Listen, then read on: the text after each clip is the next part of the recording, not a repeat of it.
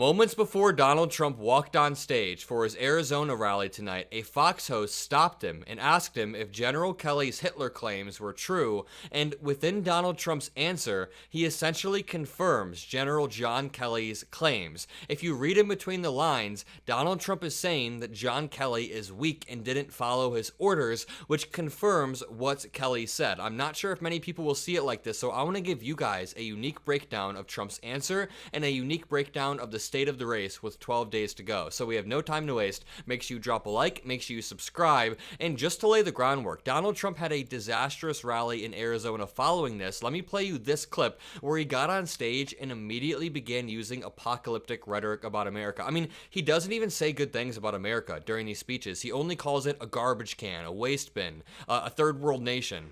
Right, and we're a dumping ground. We're like a garbage can for the world. That's what's happened. That's what's happened to our, we're like a garbage can. You know, it's the first time I've ever said that. And every time I come up and talk about what they've done to our country, I get angrier and angrier.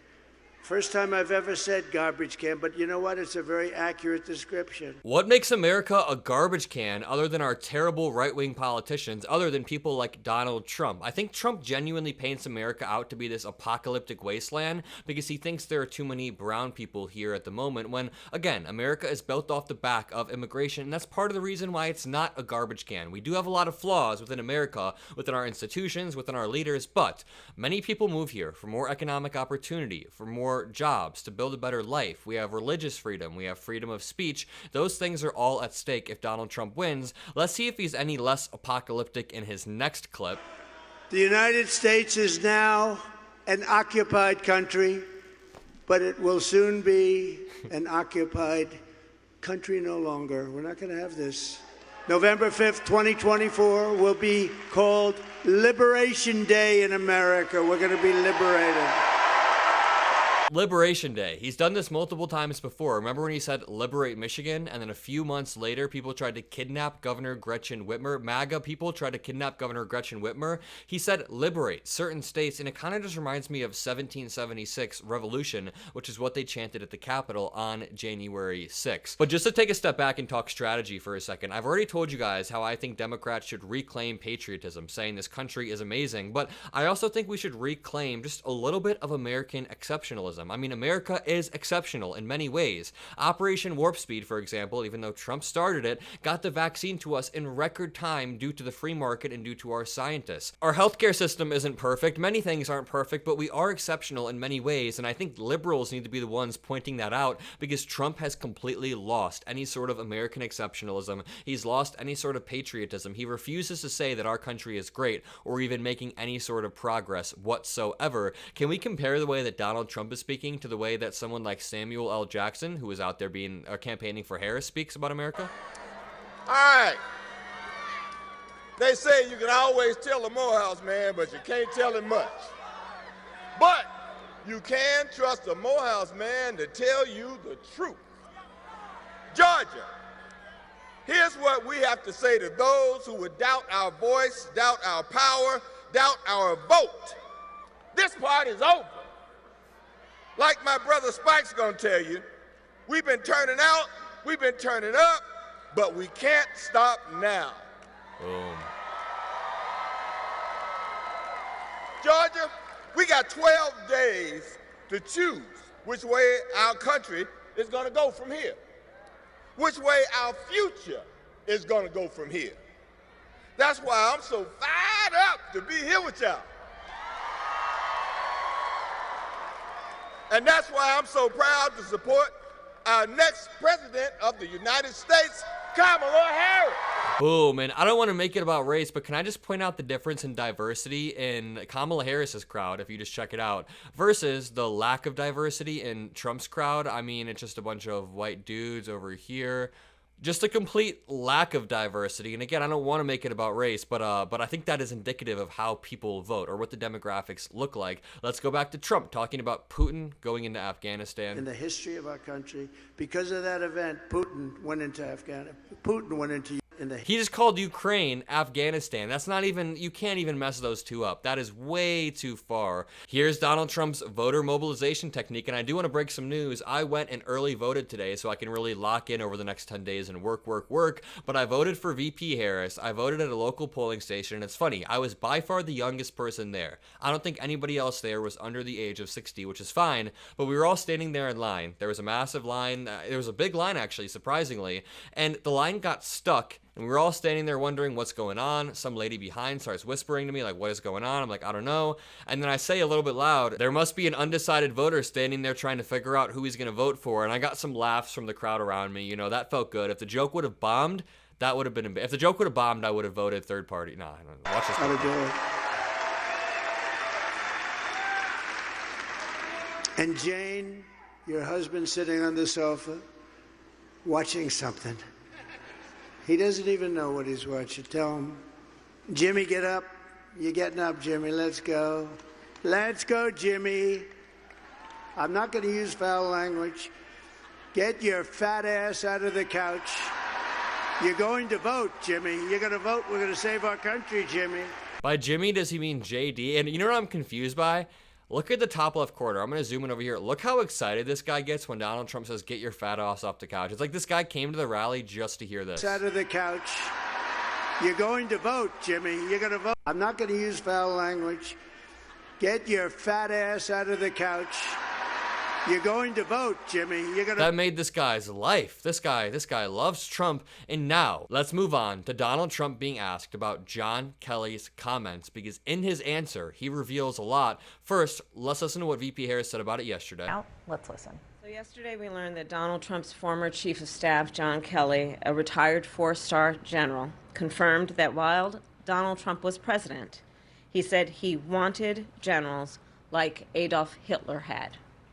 Donald Trump said that because he does not want a military that is loyal to the United States Constitution.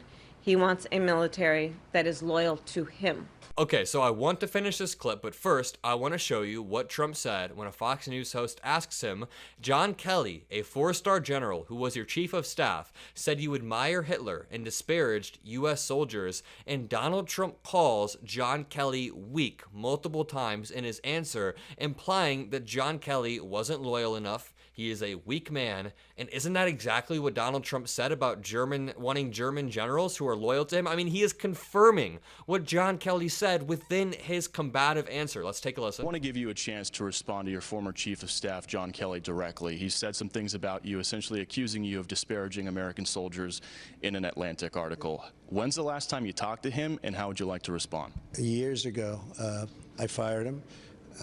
He was a bully, he was a bad guy, and he ended up being a weak guy because all bullies end up being weak. And he wasn't a smart guy. It's a bad combination. But I fired him. He made a statement that I'm like Hitler. It's just couldn't be further from the truth. It couldn't be further from the truth. It's not that you're like Hitler, it's that you like Hitler. There's a little bit of a difference. I mean, you are kind of like him, but at the same time, Donald Trump revealed in his answer that John Kelly was right. Do you guys hear it as well? Let me just highlight this. Disparaging American soldiers in an Atlantic article. When's the last time you talked to him, and how would you like to respond? Years ago, I fired him. He was a bully, he was a bad guy, and he ended up being a weak guy because all bullies end up being weak. Okay, is Donald Trump talking about himself here, first of all, but Donald Trump fired him because he was a weak guy, which means Donald Trump fired him because John Kelly wasn't strictly loyal with exactly what Donald Trump wanted, meaning he is confirming what John Kelly says about Trump wanting German soldiers. And I can totally see Trump saying this the same way Brian Kilmeade said he can see Trump saying this. That is why Trump wants to pass the Schedule F executive order that I will not stop talking about. The Schedule F executive order is not some conspiracy theory. Trump passed it in his first term. It says you can hire and fire people not based on skill or merit within the government, but you can hire government officials solely based on loyalty. Then he wants to fire tens of thousands of civil servants. You know, he's talked about creating a governmental efficiency committee so he can fire people en masse and replace them with loyalists. Let's hear Raphael Warnock, senator from Georgia, talking about Obama and Kamala Harris and how they are both breaking ground, and then let's compare it to what Trump says. I do not believe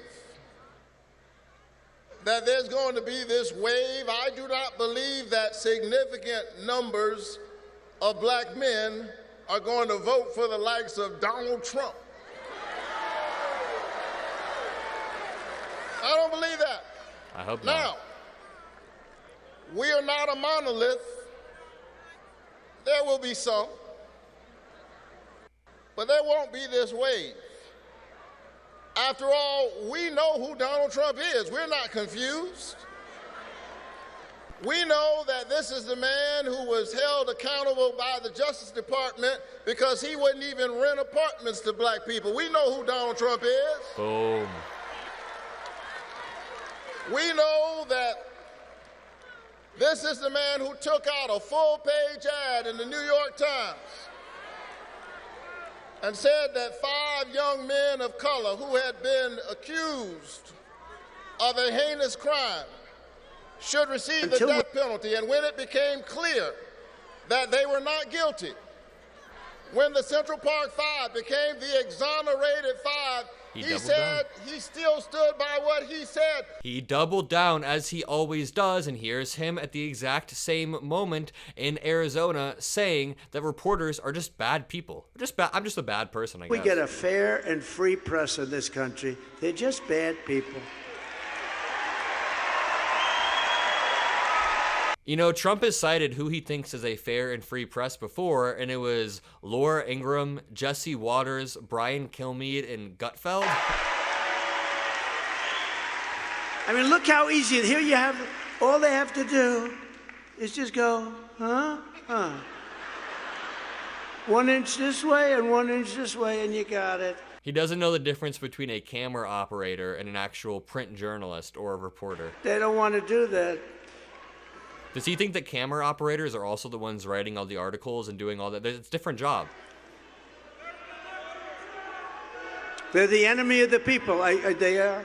Damn, the enemy of the people. Again, I don't want to bring up race, but is it just like frat bro day in the back or what? Either way, if you enjoyed this video, if you appreciate what I do, drop a like, subscribe, have a great rest of your day, and I'll see you in the next video. Peace out.